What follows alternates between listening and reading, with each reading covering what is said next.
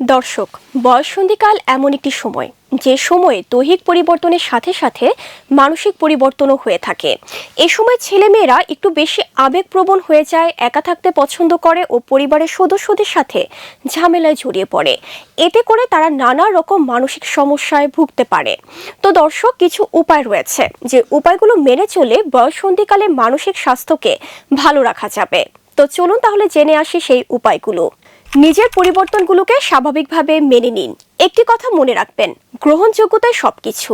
আপনি যখন স্বাভাবিকভাবে আপনার পরিবর্তনকে মেনে নেবেন, তখন আপনার মানসিক প্রশান্তি আপনা আপনি চলে আসবে। আপনার পরিবর্তনগুলোকে আপনি উপভোগ করুন, ভয় পাবেন না ও সংকোচ অনুভব করবেন না। নিজের অনুভূতিগুলো প্রকাশ করুন। নিজের অনুভূতিগুলো নিজের মধ্যে চেপে না রেখে কাছের কোনো মানুষ ও পরিবারের সদস্যদের সাথে শেয়ার করতে পারেন। এতে করে আপনার মন হালকা হয়ে যাবে, আপনার ভয় কেটে যাবে ও আপনি অনেক কিছু জানতে পারবেন ও শিখতে পারবেন। বই পড়ার অভ্যাস গড়ে তুলুন। ভালো গল্পের বই ও জ্ঞানবর্ধক বই পড়ার অভ্যাস গড়ে তুলুন।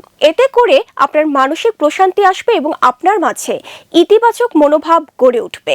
একা না থেকে বন্ধুদের সাথে সময় কাটান। একটি কথা মাথায় রাখবেন, একা থাকলে আপনার মন খারাপ আরো বেশি হবে। তাই ভালো বন্ধুদের সাথে ঘুরতে যান, সময় কাটান ও খেলাধুলা করুন। এতে করে আপনার মন ভালো থাকবে, আপনার মানসিক স্বাস্থ্য ঠিক থাকবে। তবে একটি কথা মনে রাখবেন, বন্ধু বাছাইয়ের ক্ষেত্রে আপনার যথেষ্ট সতর্কতা অবলম্বন করতে হবে। এই বয়ঃসন্ধিকালে পরিবারের সকল সদস্যের সাথে বন্ধুত্বপূর্ণ সম্পর্ক গড়ে তুলুন। তাদের সাথে ঝামেলায় না জড়িয়ে তাদেরকে বন্ধু বানিয়ে ফেলুন। এই সময়টিতে আপনি যত বেশি সমস্যায় পড়বেন, আপনার পরিবারের সদস্যরা তত বেশি আপনাকে সেই সমস্যা থেকে উদ্ধার করতে পারবে। তো দর্শক, একটি কথা মনে রাখবেন, বয়ঃসন্ধিকাল একটি গুরুত্বপূর্ণ সময়। এই সময়ে আপনার মানসিক স্বাস্থ্যকে ঠিক রাখতে হলে অবশ্যই নিজের কাছের মানুষ ও বন্ধু বান্ধবদের সাহায্য আপনার প্রয়োজন। তাই কারোর সাথে ঝামেলায় না জড়িয়ে সবার সাথে বন্ধুত্বপূর্ণ সম্পর্ক গড়ে তুলুন।